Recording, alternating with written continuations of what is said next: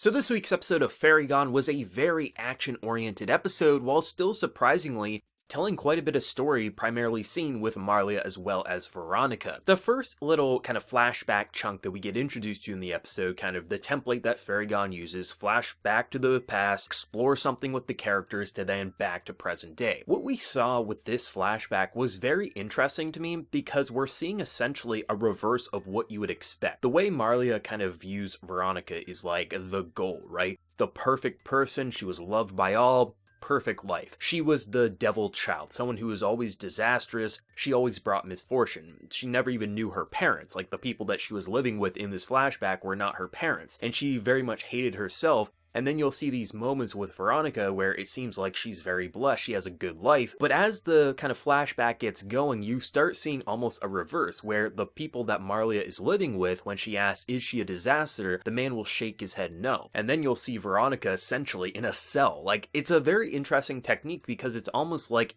each of them sees the beauty in the other while thinking that they were wrong or something to that nature. Because we're seeing that Veronica, she went down a pretty criminal-driven path trying to take out the person that she believes is responsible for her losing her home, her family, her friends. Everything that made her life worthwhile was gone by this one political leader, and she tried to kill him, and in doing so ultimately got herself thrown in jail and then ultimately walking down the criminal lifestyle. It's a pretty interesting technique because it really explores like what happened in between when they were kids, they were lost in the forest, to how did she end up as a criminal, to how did Marlia also just end up at that auction, things of that nature. I thought it explored things with very few words exceptionally well to, once again, explore their past and also explore who they are and what really drives them for the other, which I quite enjoyed. So then when we got into the action in the present day, it was not only exhilarating because we have some pretty interesting users using some crazy fairies. We got this snake-looking guy who I'm gonna refer to him as the Snake Man because he moves like a snake. He slithers around, he's creepy, he's disturbing, you don't know where he's gonna pop up, and he's an arsonist. Like, he's literally just loves burning things down. I like it because even though they have this connection that they'll always be there for the other, Veronica views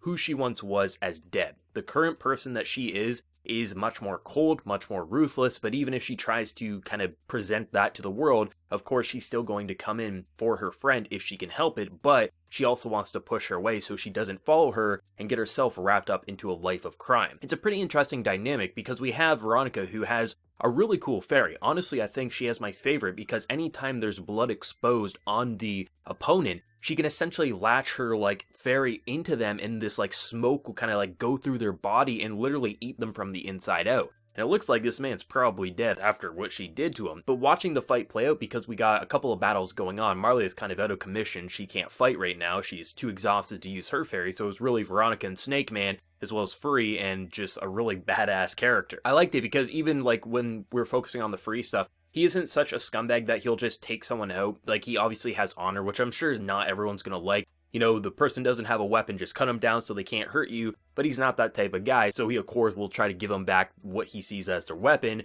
but then that person will just run away. But then you have basically Veronica's fight, which is a completely different story, because she doesn't give a shit if this person's unarmed or if they have a little scratch. She's gonna kill them the first time she gets a moment's notice, which is a nice balance because you see two fights, but they actually function so differently, even though at first you think they're just clashing swords and clashing fairies, when in actuality, it's a lot more brutal on one side of the fight because of both the opponents, where with the other, even though you know they're badasses like Free, he is a badass, he has a powerful fairy, but he isn't someone without honor, where you go to the other side of the battle and it's a completely different story. You're starting to see this world open up more and more with each episode. Knowing that it's a two-court, it has the time to take it rather slow. A lot of times you would expect the flashback that we got in this episode to have happened all in one episode, if not two, but we're actually taking it a lot more slowly opening it up so we don't just speed through everything, but rather taking our time so we can learn with all these characters at a slow but steady pace, so we can explore the world alongside the characters, which is the big reason I love Fairygon. Like, I love the OST. The emotional OST, the more action-oriented stuff, it's just so perfect. It fits the mood. Like, that flashback was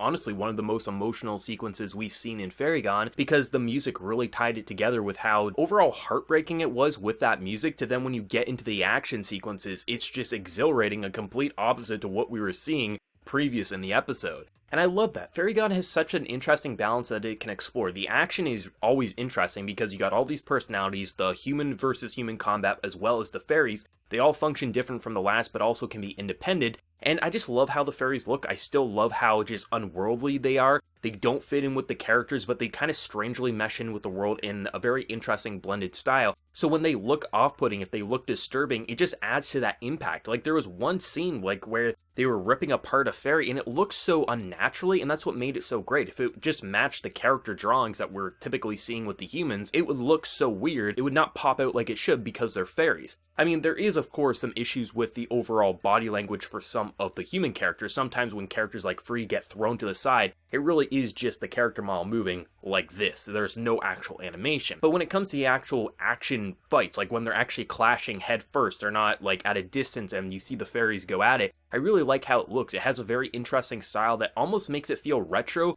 but in a modern light, which I really appreciate. As we start seeing more of these characters, especially with Marlia, someone who's very concerned about Veronica for obvious reasons. She can't even enjoy this party. She's just looking off in the distance, and you can see Veronica after the credits who is just singing that song that they knew from their childhood. It's pretty interesting because something that I complimented early into the series is how I love how the cast kind of has this interesting friendship dynamic, something I really appreciated with Sirius the Jaeger. The cast felt like they were family and friends. And we're seeing, even if Marlia isn't kind of in this group just yet, she's not emotionally ready for something like this, you're seeing the other characters goof off and play around and insult each other because they're friends, they're colleagues, they're family, and I like that. I think as we get going, we haven't seen a lot of it, but we're getting tastes of it within this episode and a couple episodes back. We're seeing that this crew that Marlia is now a part of is obviously going to be a very interesting connection that she'll form. There's a lot of names, there's a lot of new faces, it will take us time to understand who they are, especially on an emotional level, but also just at a first glance that we can name their names. But I do like how we're getting a taste that they do have personalities, they're not just static objects, there's a lot to it there, and I like their voice acting with how playful they can be, and then when you transition back to someone like our main character who is very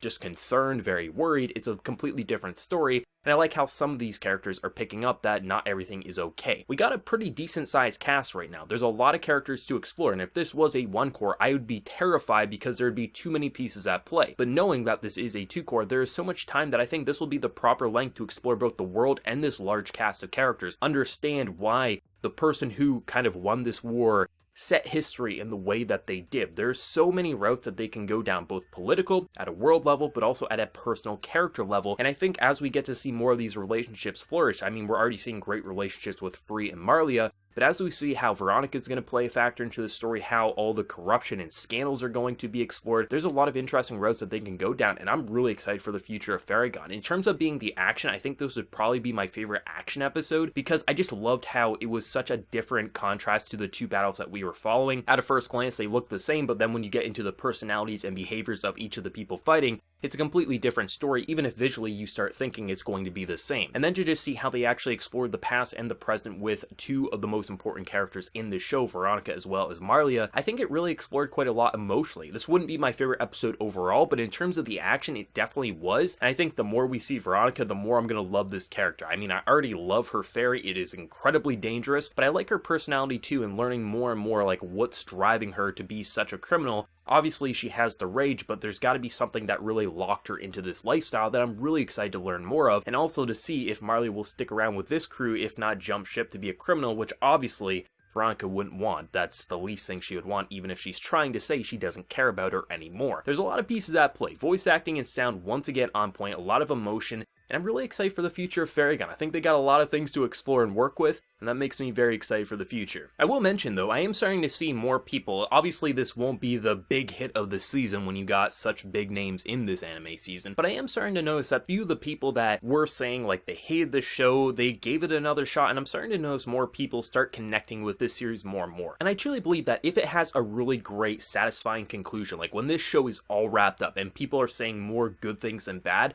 I think a lot of the people who may have jumped off this show maybe for the visuals or something else will give this a shot and possibly see something more positive than negative like their first viewing experience. I've noticed with the anime community, if something has a negative like outburst, like a lot of people are saying it's bad, a lot of times that clouds their vision when they go into a show. So it'll be interesting to see if this show continues to get more popular as it goes on, and when it does conclude, if more people will be willing to give it a shot without the clouded mindset of this is the worst anime of the season like I've seen so many try to claim, because I honestly think there's a lot of potential and I'm already loving what we've seen so far. And if it's already got a massive amount of potential and I like the intro episodes, that's enough for me to be recommending this and also reviewing it every single week. I will be reviewing this every single week for the 6 months that this is airing. I don't care how popular or not popular this show is, I'm going to keep reviewing it because I love it, but I'm really hoping that the longer this goes on, the more people will see the beauty that I see in this show, but I guess only time will tell. But I think knowing that Funimation has a simuldub for this is really going to help the popularity for this show. Maybe not in the sub community, but I think the dub community will have a lot of fun with this for sure. For everyone who did watch, let me know your thoughts down in that comment section below. If you did enjoy this video, be sure to drop a like and also hit that subscribe button if you happen to be new around here. So until next time everyone, please take care and have a good one.